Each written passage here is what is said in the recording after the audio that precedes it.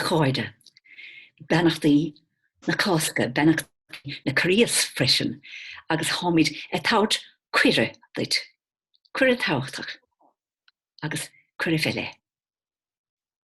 Blessings of Easter and Lent, indeed, be showered upon you. And we want to issue an invitation to you. This is the first time in 44 years that I won't join my neighbours here, the Benedictine community of Glenstal Abbey. So I'm asking you to form a community with me and with Tulis at this time. Time, of course, of, we think very much of death, of course, and of resurrection.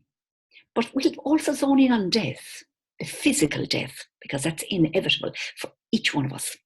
And how do we do that well? And then, of course, resurrection too. We think of the cycle of life there. We go up from joys, sorrows, back into a cycle. Even when we take a journey, we sit into the car, we have a little experience, and then we come back again. It's cyclical. But more so than that, Easter has always been a time when, for me, the hero is Mary.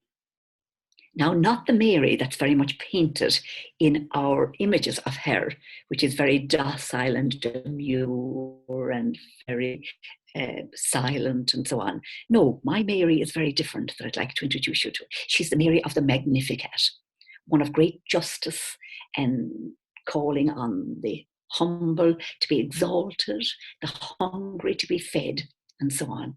And even the Annunciation, her courage, tremendous courage. And instead of her being dressed as a little woman in a blue long dress, I see her in jeans and a tracksuit top. I feel like you and I are dressed too. So this is a time that I introduce you to a Mary, another side, the feminine side of this Easter. So I'm inviting you now, as my mother would say, to put on your hat and your coat, to fasten your seatbelt, and let us fly into ecstasy this Easter together. God bless you. We're going to gather each morning for 2 hours over the 5 days of Easter, from the Thursday to the Monday. And throughout those 2 hours on a big Zoom call, we're going to gather and explore all of the carnival of wisdom and imagery and message and teaching that this Easter has gathered in as a huge storehouse of collective memory. And this storehouse is there for us.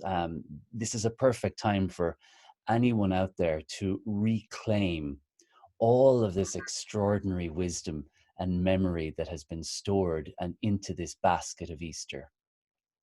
So we're going to dive deep into all of that. And Noreen has been living this Easter wisdom throughout her whole life. So myself and my brother are going to be following in her footsteps and bringing our own reflections on this, a reclaiming in a sense, or a renewal for our own generation, for ourselves, for what Easter has to hold. So we really hope you can join us, and really looking forward to it.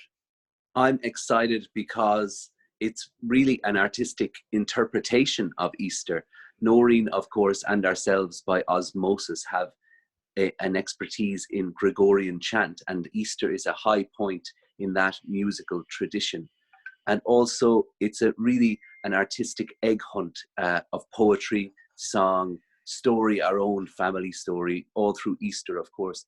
And also then from its pre-Christian history all the way through to the psychedelic surrealism of the modern festival. So it's got something for everyone. We'll try have a few laughs and also deepen the narrative around grief and all of the things, the schizophrenic ideas that Easter represents. Lovely. And when you say egg hunt, that's very good, because of course Easter is a time of Easter eggs.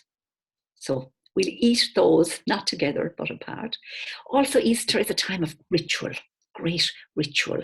So we'll explore that together. For instance, it's the ancient time of baptism. Is there something that you want to baptize yourself, your name, a new image. This is our time for creating a new beginning.